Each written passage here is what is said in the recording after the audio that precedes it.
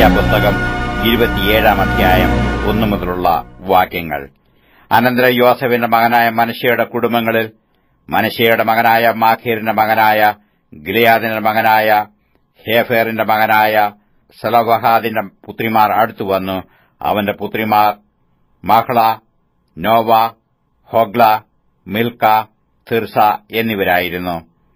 അവർ സമാഗമന കൂടാരത്തിന്റെ വാതിൽക്കൽ മോശെയുടെയും എലെയാസാർ പുരോഹിതന്റെ പ്രഭുക്കന്മാരുടെയും സർവ്വസഭയുടെയും മുമ്പാകെ നിന്ന് പറഞ്ഞത് എന്തെന്നാൽ, ഞങ്ങളുടെ അപ്പൻ മരുഭൂമിയിൽ വെച്ച് മരിച്ചുപോയി. എന്നാൽ അവൻ യഹോവയ്ക്ക് വിരോധമായി കോരഹിനോട് കൂടി ഇവരുടെ കൂട്ടത്തിൽ ചേർന്നിരുന്നില്ല. അവൻ സ്വന്തം പാപത്താൽ അത്രേ മരിച്ചത്. അവന് പുത്രന്മാർ ഉണ്ടായിരുന്നതുമില്ല. ഞങ്ങളുടെ അപ്പന് മകനില്ലായകൊണ്ട് അവന്റെ പേർ കുടുംബത്തിൽ നിന്ന് ഇല്ലാതെയാകുന്നത് എന്ത്? അപ്പന്റെ സഹോദരന്മാരുടെ ഇടയിൽ ഞങ്ങൾക്ക് ഒരു അവകാശം തരയണം. മോശെ അവരുടെ കാര്യം യഹോവയുടെ മുമ്പാകെ വെച്ചു. യഹോവ മോശയോട് അരുളി ചെയ്തത്, സെലോഫഹാദിന്റെ പുത്രിമാർ പറയുന്നത് ശരി തന്നെ. അവരുടെ അപ്പന്റെ സഹോദരന്മാരുടെ ഇടയിൽ അവർക്ക് ഒരു അവകാശം കൊടുക്കണം. അവരുടെ അപ്പന്റെ അവകാശം അവർക്ക് കൊടുക്കണം. നീ ഇസ്രായേൽ മക്കളോട് പറയേണ്ടത് എന്തെന്നാൽ, ഒരുത്തൻ മകനില്ലാതെ മരിച്ചാൽ അവന്റെ അവകാശം അവന്റെ മകൾക്ക് കൊടുക്കണം.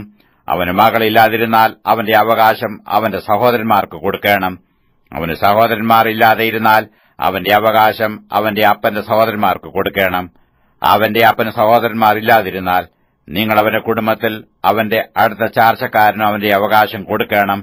അവനത് കൈവശമാക്കണം. ഇത് യഹോവ മോശെയോട് കൽപ്പിച്ചത് ഇസ്രായേൽ മക്കൾക്ക് ന്യായപ്രമാണം ആയിരിക്കണം.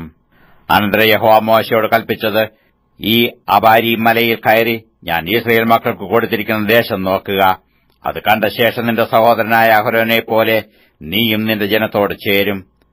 സഭയുടെ കലഹത്തിങ്കൽ നിങ്ങൾ സീൻ മരുഭൂമിയിൽ വെച്ചു അവർ കാണുക വെള്ളത്തിന്റെ കാര്യത്തിൽ എന്നെ ശുദ്ധീകരിക്കാതെ എന്റെ കൽപ്പനയെ മറുത്തതുകൊണ്ട് തന്നെ സീൻ മരുഭൂമിയിൽ കാദേശിലെ കലഹജലം അതുതന്നെ. അപ്പോൾ മോശെ യഹോവയോട്, യഹോവയുടെ സഭ ഇടയില്ലാത്ത ആടുകളെപ്പോലെ ആകാതിരിപ്പാൻ തക്കവണ്ണം അവർക്ക് മുമ്പായി പോകുവാനും അവർക്ക് മുമ്പായി വരുവാനും അവരെ പുറത്തു കൊണ്ടുപോകുവാനും അകത്തു കൊണ്ടുവരുവാനും സകല ജഡത്തിന്റെയും ആത്മാക്കളുടെ ദൈവമായ യഹോവ സഭയുടെ മേൽ ഒരാളെ നിയമിക്കുമാറാകട്ടെ എന്ന് പറഞ്ഞു. യഹോവ മോശെയോട് കൽപ്പിച്ചത്, എന്റെ ആത്മാവുള്ള പുരുഷനായി നൂന്റെ മകനായ യോശുവയെ വിളിച്ചു അവന്റെ മേൽ കൈവച്ചു അവനെ പുരോഹിതനായ എലെയാസാരിന്റെയും സർവ്വസഭയുടെയും മുമ്പാകെ നിർത്തി അവർ കാണെ അവന് ആജ്ഞ കൊടുക്ക.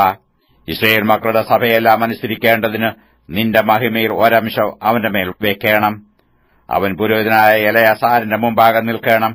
അവൻ അവനുവേണ്ടി യഹോവയുടെ സന്നിധിയിൽ ഊരീം മുഖാന്തരം അരുളപ്പാട് ചോദിക്കണം. അവനും ഇസ്രായേൽ മക്കളുടെ സർവ്വസഭയും അവന്റെ വാക്കുപ്രകാരം പോകുകയും അവന്റെ വാക്കുപ്രകാരം വരികയും വേണം. യഹോവ തന്നോട് കൽപ്പിച്ചതുപോലെ മോശെ ചെയ്തു.